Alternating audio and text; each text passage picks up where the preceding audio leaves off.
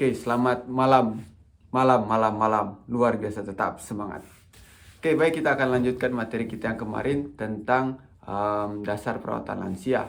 Nah, sekarang kita masuk dasar perawatan lansia dalam bab berikutnya, itu peran staf perawat lansia dan etika profesi. Oke. Nah, etika profesi staf perawat lansia. Pertama, pertimbangan terhadap privasi dari pasien. Terus kulit pengguna atau kulit pasien akan terlihat saat mandi atau ekskresi. Atau ekskresi itu bisa diartikan BAB atau BAK, buang air besar atau buang air kecil.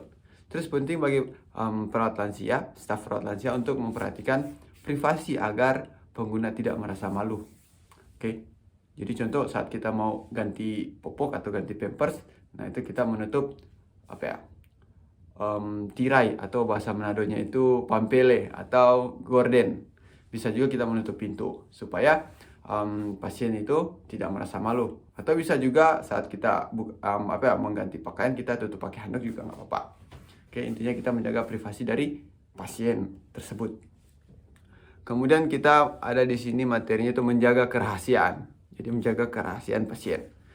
Jadi staf perawat lansia harus mengetahui informasi tentang pengguna agar pengguna ini maksudnya pasiennya, agar dapat menyediakan perawatan lansia yang sesuai dengan si pengguna tersebut. Tapi staf perawat lansia tidak diperkenankan untuk membicarakan dengan orang lain tentang informasi pribadi dari pasien tersebut. Contoh usia, alamat atau riwayat kesehatan dan lain-lain yang bersifat privasi tanpa izin dari pasien tersebut. Oke. Berikut, staf perawat lansia tidak boleh mengirim informasi tentang pengguna di internet, media sosial, dan sejenisnya tanpa izin dari pasien tersebut. Oke. Nah, mungkin ketika kita dapat izin dari si pasien tersebut ya oke saja. Tapi kalau tidak dapat izin ya sebaiknya tidak dipublikasikan atau dibagikan di internet dan lain-lain atau media sosial. Seperti itu. Nah, saya pernah belajar, jadi data pasien itu bisa kita keluarkan atau tunjukkan atau bicarakan ke orang lain ketika itu ada proses hukum atau permintaan dari pasien tersebut atau dari keluarga tersebut. Jadi kita bisa membagikan tentang privasi dari pasien tersebut, entah itu penyakit atau riwayat kesehatan atau alamat atau usia pasien tersebut atau nama pasien tersebut. Oke. Lanjut, di halaman berikutnya ada larangan pembatasan fisik. Jadi pembatasan fisik adalah tindakan yang merampas kebebasan dari pasien. Oke. Merampas kebebasan dari pasien tersebut. Nah, jadi ada dampak positif dan ada dampak negatif. Nah, di sini kita bahas dampak negatif. Itu dia menurunkan kemampuan fisik dan memperburuk demensia si pasien tersebut. Oke. Jadi memperburuk kemampuan fisik. Contoh dia masih bisa, contoh makan sendiri, kita batasi pergerakan dia. Atau dia masih bisa ke toilet sendiri, tapi kita batasi pergerakan dia. Gitu. Jadi itu bisa memperburuk kemampuan fisik dari si pasien tersebut. Oke. Nah, contoh-contoh pembatasan fisik di sini ada yang ini, mengikat tubuh, tangan dan kaki sehingga pasien tidak bergerak. Contoh di tempat tidur kan diikat seperti ini. Atau bahasa Meladanya dipasung atau apa itu? Ini diikat gitu. Terus ada juga kita memasang pagar dari tempat tidur sehingga si pasien itu tidak bisa turun dari tempat tidur. Itu pembatasan fisik. Terus ada juga mengunci kamar pasien dengan mengurung di dalam kamar. Jadi kita kunci dari luar. Jadi pasien tidak bisa keluar kamar. Berikut ada memasang sabuk penahan sehingga pengguna tidak bisa bangkit atau tidak bisa berdiri. Jadi biasa kan ada pasien di kursi roda. Jadi kita pasang ada kayak sabuk gitu untuk pasien itu tidak bisa berdiri. Seperti itu. Terus ada juga meminumkan obat psikotropika dengan dosis berlebihan. Jadi kita kasih minum obat penenang sampai si pasien tidak bisa apa-apa lagi. Itu bisa masuk dalam pembatasan fisik. Nah, tapi dalam pengalaman saya ada bukan juga pembatasan fisik sih. Jadi disesuaikan dengan kebutuhan si pasien tersebut. Contoh ada pasien yang contoh tidak tenang atau tidak tenang atau fuong namanya. Fuong. Jadi ketika dia tidak tenang atau gerakannya dia itu tidak bisa dikontrol lagi. Jadi ada resep dokter. Jadi ketika dia tidak tenang atau bahasa Melayunya itu bagila atau tidak terkontrol lagi, nah itu ada obat yang dikasih minum. Jadi dia minum itu dia bisa tenang lagi. Atau bisa juga pergerakannya dia itu bisa agak dikontrol seperti itu. Terus untuk yang sabuk-sabuk itu, jadi itu ada banyak pertimbangan dari perawat lansia, entah perawat lansia sampai rehabilitas orang-orang yang itu bagian rehabilitasi, ada juga dari dokter, bagaimana ini terus dari seluruh perawat lansia itu, dari tenaga kerja di situ. Ini gimana tentang ini? Jadi ada ini satu keputusan bersama. Di situ dengan keputusan bukan orang tua, keputusan dari keluarga juga. Seperti itu, persetujuan dari keluarga juga ketika kita mau melakukan pembatasan fisik terhadap si pasien tersebut. Oke, berikut ada kekerasan. Kekerasan merupakan tindakan yang melanggar hak asasi manusia atau hak asasi dari si pasien tersebut. Jadi di sini ada 5 jenis kekerasan sih. Yang pertama itu kekerasan fisik. Contoh memukul pasien. Ya mungkin sih ada ketika pasien itu dibilang gini, dibilang gitu, kalau dibilang ini, dibilang itu, dia tidak bisa tidak bisa dikontrol lagi. Kadang-kadang sebagai manusia mungkin ada gitu. Tapi di situ kalau menurut saya di situ poin-poin yang bisa bikin kita menarik. Jadi poin-poin yang menarik dalam pekerjaan pasien ini, kita bisa menguji kesabaran kita. Kemudian kekerasan psikis, contoh dengan berkata-kata. Contoh kita kita kasih kata-kata kasar kah, atau kita mengancam dia, itu kekerasan fisik. Terus ada pengabaian perawatan lansia.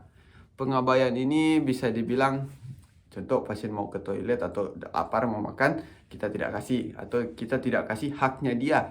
Itu bisa dimasuk dalam pengabaian perawatan lansia. Kemudian ada kekerasan ekonomi. Oke. Jadi ada kan tangan panjang. Jadi kita lihat pasien punya uang, kita ambil uangnya dia gitu. Atau ada dia ada barang di sini, kita ambil itu. Itu kekerasan ekonomi. Oke. Jadi kita mengambil keuntungan aset atau secara semena-mena dari si pasien tersebut. Kemudian ada kekerasan seksual. Jadi melakukan tindakan yang tidak senonoh terhadap diri pasien tersebut. Contoh yang tidak senonoh, ya tahu sendiri ya. Seperti itu. Oke. Lanjut. Di sini ada juga kerjasama dengan berbagai profesi. Oke. Ada pendekatan tim. Jadi berbagai tenaga profesional selain staf perawat lansia juga terlibat dalam atau dengan pasien selaku tim dengan memanfaatkan keahliannya masing-masing. Oke, jadi dalam kita merawat si pasien tersebut, kita tidak bekerja sendiri. Jadi di dalamnya itu ada, contoh ada dokter gigi, ada perawat yang benar-benar perawat. Kalau kita perawat lansia. Kemudian ada bagian rehabilitasi, ada terapi fisik, ada terapis bicara, ada terapis okupasi. Terus juga ada makanan dan gizi. Di situ ada ahli gizi, ada juru masak, ada ahli gizi dan lain-lain. Kemudian ada juga spesialis dukungan perawatan lansia atau manajer perawatan atau care manager seperti itu. Terus ada juga staf perawat lansia. Jadi perawat lansia bersertifikat. Jadi itu ada ujian tersendiri, jadi dia bisa disebutkan bersertifikat. Terus ada pekerja sosial atau pekerja sosial yang bersertifikat juga. Seperti itu. Jadi dia itu membantu mendukung kehidupan dan kehidupan dari perawatan dari si pasien tersebut. Nah, jadi kita semua ini kita kerjasama untuk memberikan dukungan kepada si pasien tersebut untuk memaksimalkan kemampuan dari si pasien tersebut agar supaya dia puas dengan kehidupannya dia. Seperti itu. Lanjut, di bawah ada peran dan fungsi profesi lain. Oke. Jadi tindakan medis dilakukan berdasarkan dengan pengetahuan dan keahlian medis. Pada prinsipnya staf perawat lansia tidak dapat melakukan tindakan medis. Oke, tindakan medis atau perawat ya, tindakan perawat. Contoh suntik-suntik itu jadi bagian medis-medis. Terus dokter dan perawat adalah tenaga profesional yang melakukan tindakan medis. Oke. Nah, kalau dokter biasa mendiagnosis penyakit dan pengobatannya. Terus kalau si perawat melakukan perawatan untuk pemulihan kesehatan dan membantu pemeriksaan medis di bawah arahan dokter. Oke. Jadi perawat juga kerjasama sama dokter. Nah, terus tenaga profesional yang melakukan rehabilitasi. Tadi terapis fisik yang melatih kemampuan gerak. Contoh berjalan kah, atau biasa pengalaman saya itu ada yang angkat tangan gitu. Yang paling dasar itu contoh gini. Atau ada di sini kalau di Jepang itu ada gu choki pa. Jadi gu batu, choki itu gunting, pa itu buka tangan gini. Oke, kertas. Di gu batu, gunting, kertas. Terus ada terapis okupasi. Itu melatih tindakan yang diperlukan untuk menjalani aktivitas. Nah, ini okupasi ini biasa kalau nggak salah itu minat dan bakat dari si pasien itu. Contoh dia menulis kah atau menggambar kah, seperti itu. Ada juga yang dari tanah liat itu dibuat-buat sesuatu, piring kah atau apa seperti itu. Terus ada terapis bicara. Terus melatih pengguna yang mengalami kesulitan bicara dan menelan. Oke. Lanjut, tenaga profesional terkait makanan. Nah, itu ada ahli gizi. Jadi dia yang mempertimbangkan tentang bentuk makanan, kalori, dan hal-hal lainnya karena penyakit yang dideritanya. Terus ahli gizi terdaftar merupakan tenaga profesional di bidang makanan. Jadi ahli gizi, jadi dia tahu gizi. Oh, ini untuk pasien ini ada ini seperti itu. Terus bisa juga dia membuat daftar makanan yang mempertimbangkan kesehatan atau keseimbangan gizi dari pasien tersebut. Terus ada tenaga profesional yang melayani konsultasi, melakukan koordinasi layanan kesejahteraan. Itu ada di situ spesialis dukungan perawatan lansia atau manajer perawatan atau care manager, atau bahasa Jepangnya itu care manager. Lanjut, ada juga pekerja sosial bersertifikat.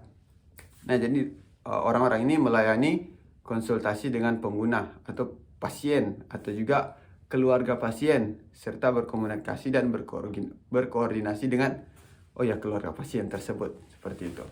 Jadi dia menyampaikan ke pasien keseharian pasien disampaikan ke si keluarga. Nah, nanti di situ ada koordinasi atau komunikasi. Oke. Berikut ada layanan perawatan lansia. Nah, ini garis besar layanan perawatan lansia itu ada tiga. Itu layanan kunjungan, ambulatori, sama layanan inap. Kunjungan itu menyediakan layanan kepada pengguna dengan berkunjung ke rumah pengguna. Salah satu jenis layanannya adalah perawatan lansia kunjungan atau home health service. Oke. Jadi perawat lansia yang ke rumah pasien. Oke, ke rumah lansia tersebut. Nah, ada yang berikut layanan ambulatori atau menyediakan layanan kepada pasien di fasilitas perawatan lansia pada siang hari. Jadi layanan ini perawatan lansia ambulatori atau day service. Nah, ini pasien yang datang ke tempat perawatan itu. Oke, entah itu datang 1 hari atau ada juga yang 2 hari seperti itu, 1 minggu gitu. Terus ada juga yang layanan rawat inap. Nah, ini menyediakan layanan kepada pengguna di fasilitas perawatan lansia. Salah satu jenis layanannya adalah fasilitas kesejahteraan perawatan lansia atau pantiwerda atau perawatan khusus. Perawatan khusus. Jadi si pasien ini menjalani kayak ada pemeriksaan ditentukan diputuskan bisa masuk di situ, kemudian masuk di situ, tinggal di situ dan beraktivitas di situ, menghabiskan waktunya di dalam situ. Oke, seperti itu. Nah, kemudian ada proses perawatan. Pertama, staf perawat lansia melakukan perawatan lansia sesuai dengan rencana. Terus mengupayakan dukungan kemandirian pengguna. Terus dalam proses perawatan lansia disusun rencana perawatan lansia untuk tiap-tiap pengguna. Oke. Jadi ada alur dasar dari proses perawatan lansia. Jadi ada alur dasar proses perawatan lansia, ya. Seperti itu. Jadi yang pertama itu ada penilaian dari si pasien tersebut pada saat dia mau masuk ke panti atau ke shisetsu namanya itu. Nah, jadi mengumpulkan informasi tentang pasien dan menganalisis tantangan dalam menjalani aktivitas kehidupan. Jadi kita minta data pasien itu. Di situ ada wawancara segala macam.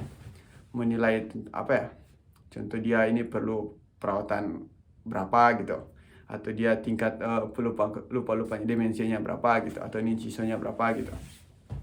Terus setelah penilaian kita menyusun rencana. Dari data-data itu kita susun rencana apa yang kita akan berikan ke si pasien tersebut. Jadi menyusun isi rencana perawatan lansia untuk lansia tersebut. Jadi perawatan apa yang cocok untuk dia, perawatan apa yang pas untuk si pasien ini. Lanjut pelaksanaan. Jadi pertama penilaian, perencanaan, pelaksanaan. Nah, di sini kita melakukan perawatan lansia berdasarkan rencana yang sudah dibuat tadi. Rencana yang sudah dibuat sebelumnya. Terus melakukan sesuai dengan rencana yang sudah dibuat. Setelah kita lakukan pelaksanaan, kita lakukan evaluasi. Evaluasi.